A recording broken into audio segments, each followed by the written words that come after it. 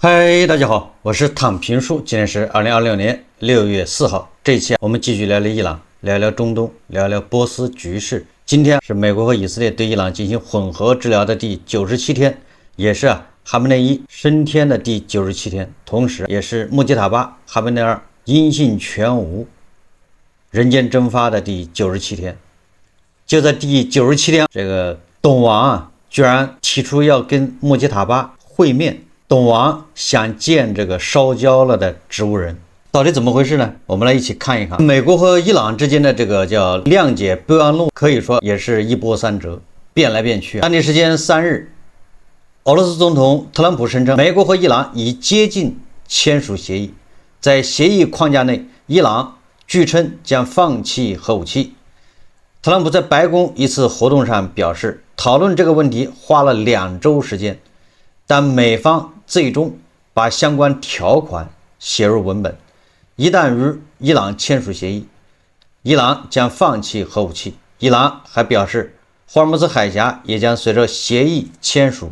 重新开放。特朗普他还表示，与伊朗的谈判进展非常顺利，新一轮谈判可能就在本周末进行。一旦协议签署后，霍尔木兹海峡将立即重新开放。特朗普说，如果伊朗签署了协议，那就意味着他们已承诺绝不拥有核武器，绝不自行研发，也绝不从外部购买。这个咱们以前说了，这特朗普他觉得这个以前谈的协议有漏洞，你不让伊朗研发，那伊朗万一从朝鲜买怎么办？不也有了核武器吗？所以说，你看我很聪明，从协议上把这个可能给杜绝了。特朗普还解释，他说最初的协议草案中只规定了不自行研发这一项，并没有绝不从外部购买。他说这个问题引发了长达2周的谈判，但最终美国把这一条也加了进去，只要伊朗签署那份文件，协议便正式生效。特朗普表示，理论上讲，他们距离签署协议已经非常接近了。在谈及伊朗浓缩铀问题时，特朗普表示将在不久的将来拿到它。特朗普还说，我们完全可以再耗上2-3周，把对方彻底消灭，但我宁愿不那么做。他表示，如果能通过书面协议达成同样的目标，且无需造成大规模杀伤，那他更倾向于选择这种方式，也就是外交解决。特朗普还说，可能会与伊朗最高领袖会面，伊朗已同意不会拥有核武器，自己可能会在某个时候与伊朗最高领袖会面，那就是穆吉塔巴那个烧焦的植物人。他还表示，冲突结束后，汽油价格会下降。那有记者就问他说，你对美国和伊朗签署协议充满希望，但是美国和伊朗现在正在互相袭击，是怎么回事呢？你们的停火协议，就是美国和伊朗的停火协议是否仍然有效？特朗普的回答是，凡事皆有因，称伊朗此次袭击算不上什么大事，也就是我们互相掐着玩，闲着也是闲着，下雨天打孩子，闲着也是闲着，反正这几天没事干嘛，互相掐一下。特朗普他对记者说，如果达成相关协议，美国将会进入伊朗，以获取伊朗的浓缩铀库存。特朗普称，他不想在冲突期间动手，以免军人为此冒险。特朗普说，目前伊朗浓缩铀库存仍被埋在地下核尘埃，而相关地点在美国全天候的监控之下。如果有人敢去那里，我们会看得一清二楚，我们会把它炸得更彻底一点，也就是彻底摧毁那个地方。也就是不管伊朗还是谁，你要想去动深埋地下的核尘埃，那我们就不客气，把它彻底摧毁。特朗普还表示，他说美国正试图将美伊谈判与其他地区紧张局势区分开，其中包括以色列和黎巴嫩真主党的敌对行动。这个大家也知道，也就是以色列和黎巴嫩真主党他们打他们的，我们美国伊朗我们谈我们的，不要受影响。但是伊朗是不同意的，伊朗说这是一盘棋，黎巴嫩在内所有的战线都得停火，那些都是我的小兄弟，我们叫抵抗阵线，我们叫什么？不求同月同日生，但求同年同月同日死，大概这意思说，所有战线均停火是伊朗与美国协议的首要内容。伊朗绝不允许美国和以色列破坏地区抵抗阵线的团结。那还有两个问题，一个就是特朗普他也再次威胁说，在什么情况下会再次发动军事行动呢？也就是抡起大锤。根据美国《华尔街日报》当地时间6月3日援引美国官员的消息报道说特朗普私下告诉其助手，如果伊朗方面的行动导致美国军人死亡，他将考虑终止与伊朗的停火协议。那意思就是我们掐归掐，互相掐着玩，但是你要把我掐疼了，你要造成美军伤亡，就是死亡，不能说伤亡，军人死亡，那么停火协议就结束了，咱们觉得兵戎相见，动真格的。美国官员称，尽管小规模互袭持续，但美军数周以来对伊朗的空袭暂停状态依然有效。所以这就是我说的双方互相掐完了还得互相面带微笑，表示不在乎，没事。在一档访谈节目中，特朗普说，美国对伊朗的海上封锁可能会持续到美国的劳动节。美国劳动节大概就是9月7号。特朗普说，我不知道，我是说我觉得可能会持续到封锁到劳动节，至少封锁到9月再看。他说，但我认为可能性不大，也就是特朗普认为不需要封那么长，现在伊朗就要投降了。他说，我们会达成协议，我认为这个问题会很快解决。特朗普表示，美国与伊朗的谈判进展迅速，我们不会让他们拥有核武器，还有很多其他好事情将要发生。特朗普还说，他说穆奇塔巴深度参与谈判，没错，我认为人们非常尊敬他。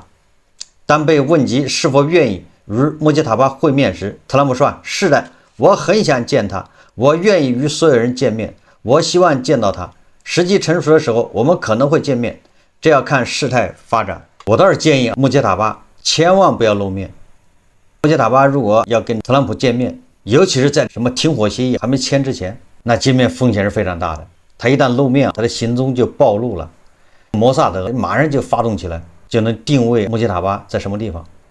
钻地弹，什么斩首行动，他们那一母子什么父子二人团圆，完全有可能。所以这个穆奇塔巴肯定也不会轻易上当，什么跟特朗普见面，现在在山洞里躲得好好的。刚才说了特朗普的这么多表态，说白了都是特朗普一厢情愿。因为特朗普他把谅解备忘录一改完之后，就发给巴基斯坦了，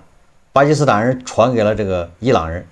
这里面有6、7天的叫静默期也就是这6、7天，你从伊朗的谈判代表团，比如说卡利巴夫、佩泽西奇扬或者是什么阿拉格齐，他们商量完之后再往山洞里送，要3天，信息再从山洞里面送出来又要3天。所以特朗普他也没有撒谎，他说穆奇塔巴深度参与谈判，没错。那最终决策肯定是穆奇塔巴拍板，但是我想穆奇塔巴他不可能把谅解备忘录他去改，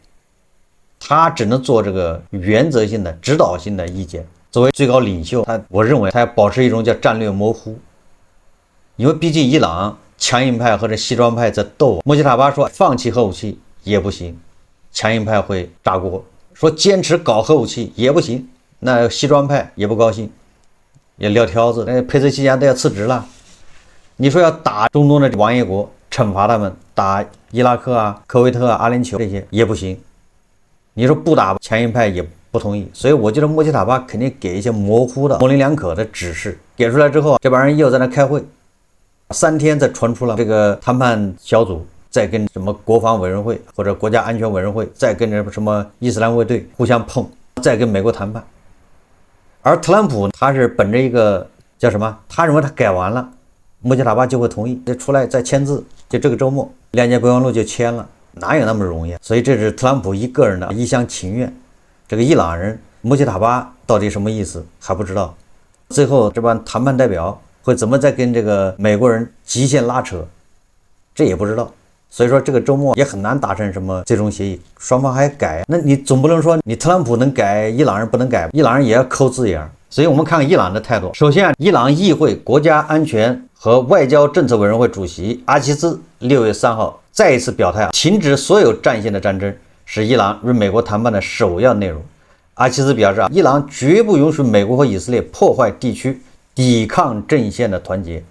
伊朗坚信抵抗阵线能获得胜利。伊朗最高领袖军事顾问雷扎伊3日在社交媒体上发文警告称，伊朗绝不允许美国在谈判或停火进程中提出过分要求，对于任何一次开火和侵略行为，伊朗都将以导弹和无人机的猛烈攻击予以回应。这就互相掐。伊朗外交部发言人巴加埃在记者会上表示，在美国不断改变立场，提出新的或自相矛盾的要求，就是特朗普，并向媒体发出与伊朗不同信息的情况下，谈判进程自然会延长，对吧？你们每次更改都要7天，这玩意儿还得保证在穆吉塔巴身体允许、头脑清醒。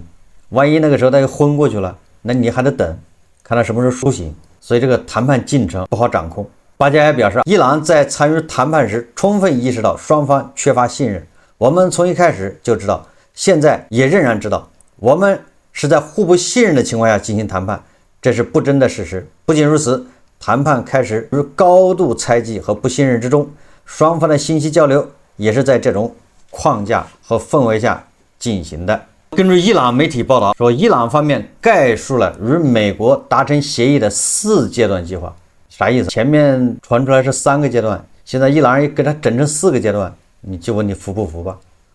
对吧？你特朗普能改，我也能改。哪4个阶段？第一个阶段说侧重于全面停止所有战线的军事行动，包括以色列和黎巴嫩真主党。第二阶段核心是针对4个关键问题的落实措施，包括霍尔木兹海峡以及相关机制，解除封锁，取消石油制裁和限制，以及解冻部分伊朗资产。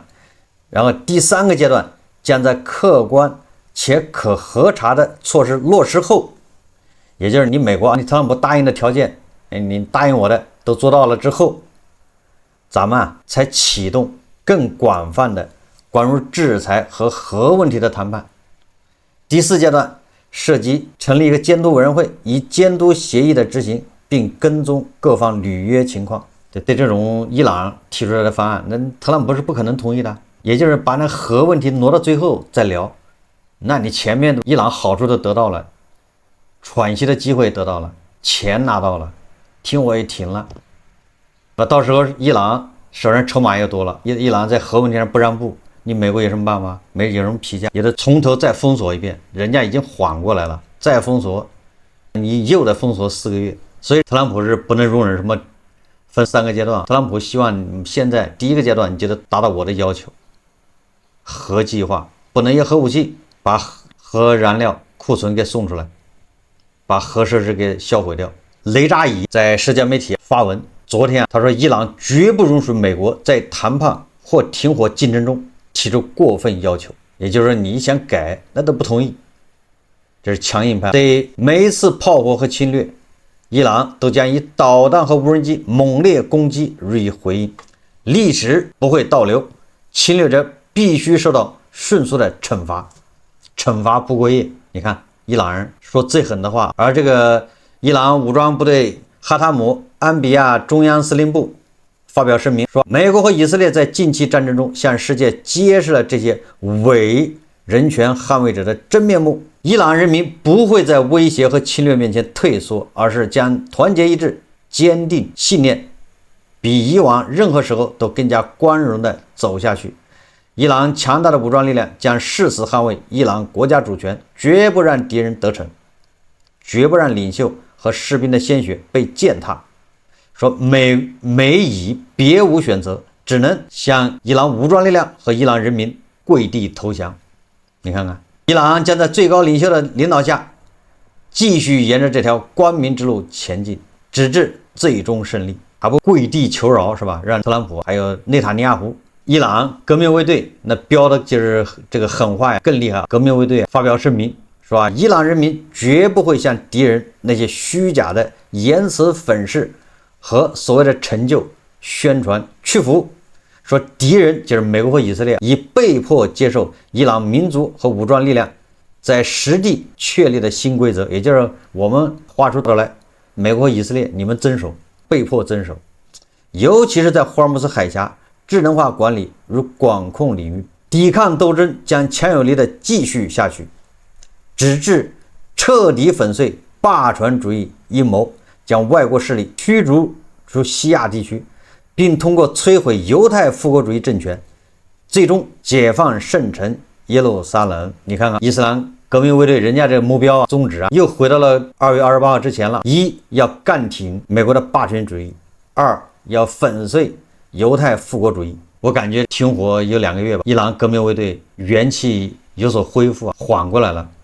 那嘴是越来越硬，这是典型的3天不打上房揭瓦。不过这个伊朗人不光是飙狠话，当然了，他这个飙狠话很有可能不是给特朗普听的，是给这个伊朗还有印度的盘们们听的，给正义联盟的盘们们听的，让这些盘们们不要失望，要继续支持伊斯兰革命卫队。他一边喊狠话，一边也表示要谈判。这个伊朗媒体3日报道，伊朗伊斯兰议会议副议长巴克扎德表示，有关伊朗只会打仗而不谈判的说法是不对的。伊朗最高领袖穆吉塔巴·哈梅内伊划定的红线已列入议程，如有必要，伊朗会进行谈判，但不相信美国的任何承诺。美国对伊朗犯下的罪行必须被揭露并继续追究。这是新华社报道的，也就是朗子一边飙狠话，一边跟美国也说我愿意谈判，就这意思。实际上到周末之前啊，都是口水战和小打小闹，就都是在等从山洞里面传出来信息，因为大家都无聊没事干，各说各话，说的不好就双方掐一下，就干这事，极限博弈啊。美国媒体表示，向伊朗支付资金赔付是美伊谈判的主要症结之一。伊朗已向调停方表态，希望谅解备忘录敲定后立刻落实相关赔付资金，不愿将款项延后拨付。你说白了这什么意思？就跟做生意先款后货，还是先货后款，就这意思。这伊朗要求是你先把钱付给我，我再干活。显然特朗普也不可能答应。如果特朗普答应了，那他不跟奥巴马一样了吗？跟奥巴马的协议没区别了。今天还有一个比较重要的消息，当地时间6月3日下午，美国国会众议院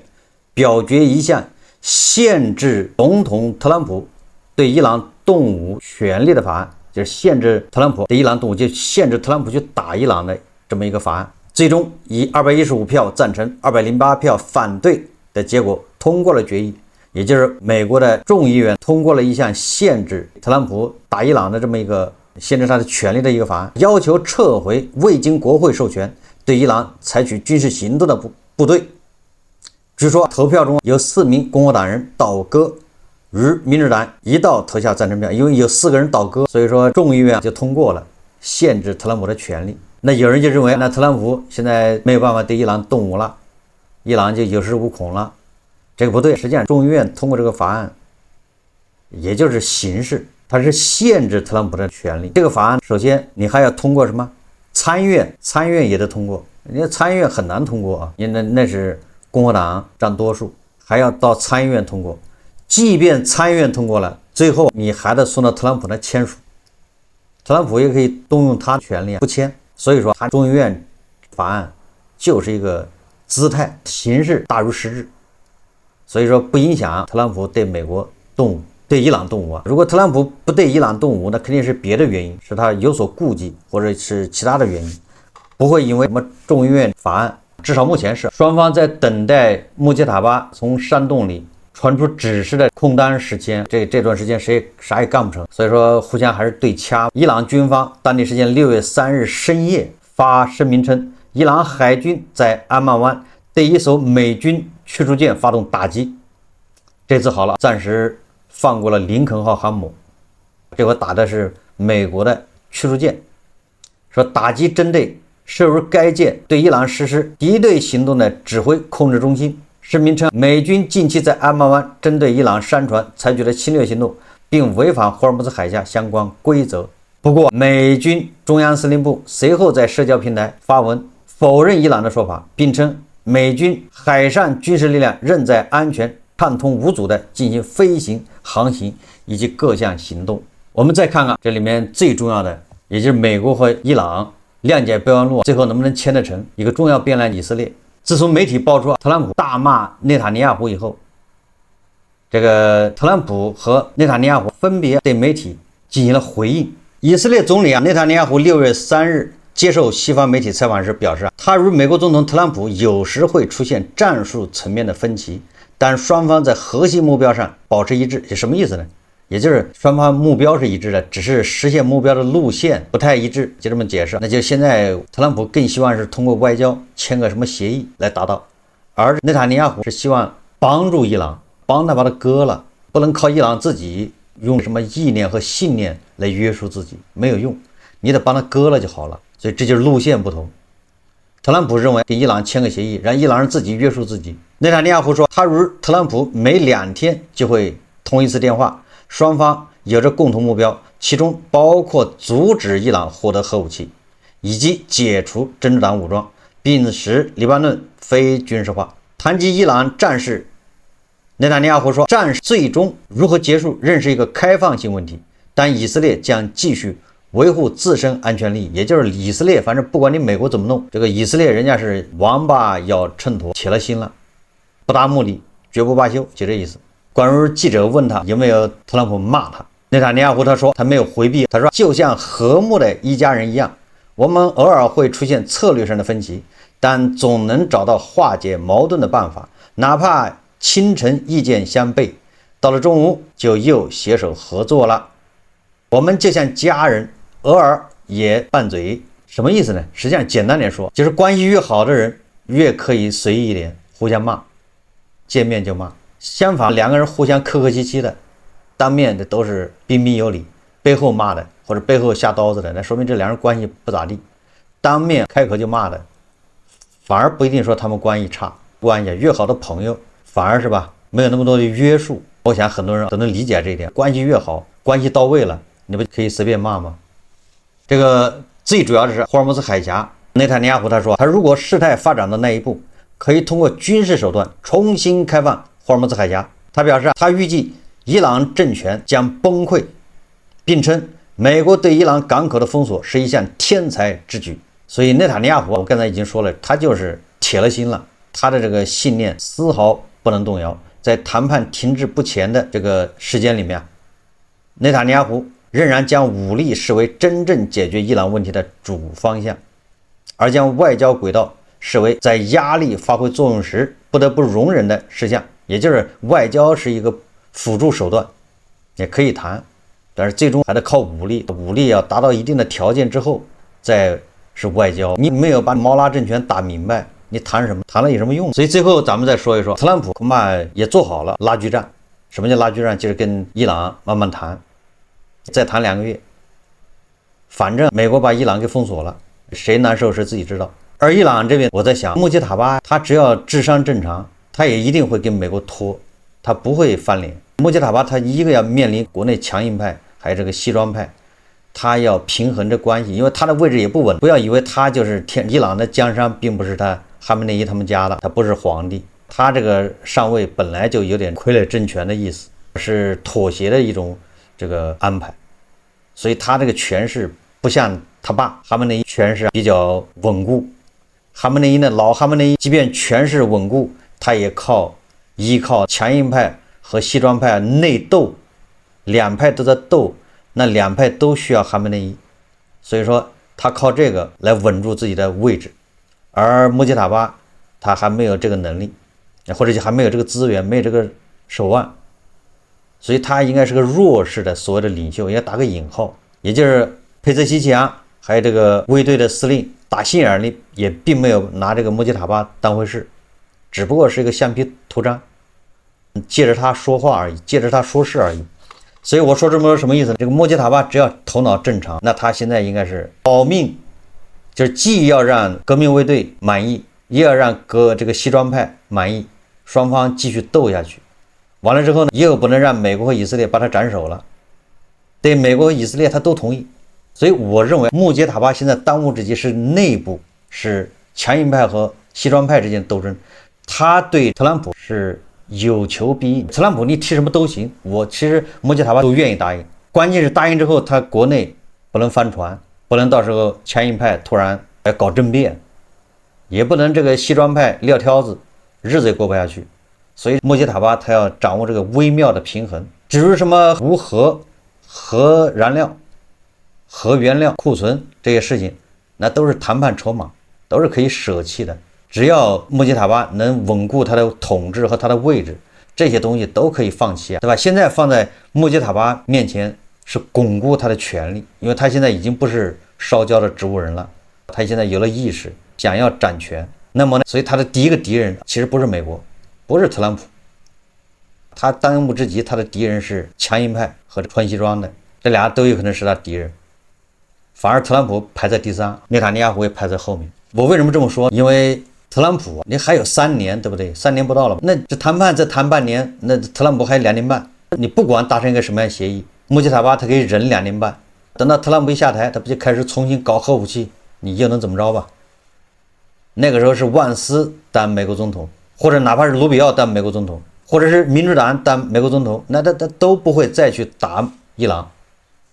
不有的谈判了吗？特朗普这种人，他还能干3年呢，把他耗完不就完了吗？这个穆吉塔巴人家可是终身制，只要身体允许再干50年，你特朗普只有2年3年时间，这个人家完全可以用时间换空间，把特朗普耗走。你特朗普在台上，我什么都答应你都行，等到你下台了，咱一切照旧。那万斯是不可能开战的，卢比奥估计也不敢，没那个实力，民主党更反对战争，打伊朗。所以说恐怕是穆吉塔巴他给特朗普释放的都能答应，关键还把国内捋顺，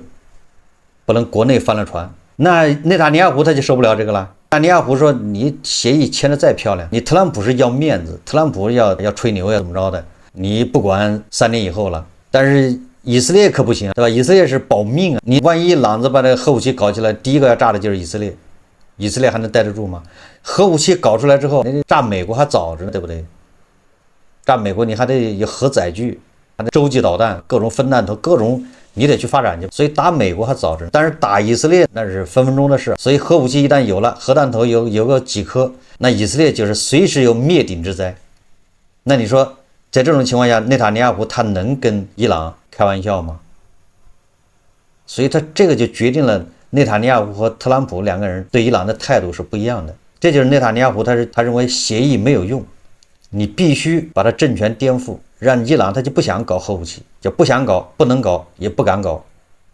这就对了。你搞个协议有什么用？所以这也是我的态度。特朗普想跟伊朗通过外交解决，